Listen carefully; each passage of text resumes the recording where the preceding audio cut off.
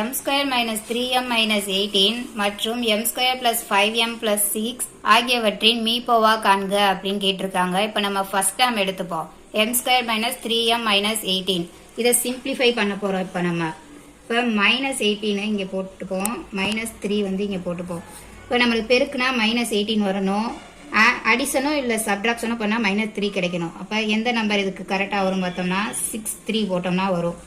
இப்போ 6 3 18, 6 3 மைனஸ் பண்ணோம்னா நம்மளுக்கு மைனஸ் 3 வரும். பெரிய நம்பருக்கு மைனஸ் போட்டுப்போம். இப்போ இதை சிம்பிளிஃபை பண்ணால் m minus 6 into m plus 3. அடுத்த டேர்ம் எடுத்துப்போம், m square plus 5m plus 6. இப்போ இதை நம்ம சிம்பிளிஃபை பண்ணுவோம். பெருக்குனா நம்மளுக்கு ப்ளஸ் 6 வரணும், ஆடோ இல்லை சப்ட்ராக்டோ பண்ணோம்னா நம்மளுக்கு 5 கிடைக்கணும். இப்போ 2 3 எடுத்துப்போம். இப்போ 2 இன்ட்டு 3 6, 2ஐயும் 3ஐயும் ஆட் பண்ணோம்னா 5 கிடச்சிரும். இப்போ m ப்ளஸ் 2 m ப்ளஸ் 3 கிடைச்சிருக்கு. இப்போ மீப்போவா கேட்டிருக்காங்க. இப்போ HCFனாலே நம்மளுக்கு காமன் டேர்ம் தான் நம்மளுக்கு ஆன்சராக வரும். இப்போ ஆன்சர் என்னன்னா m ப்ளஸ் 3. தேங்க்யூ.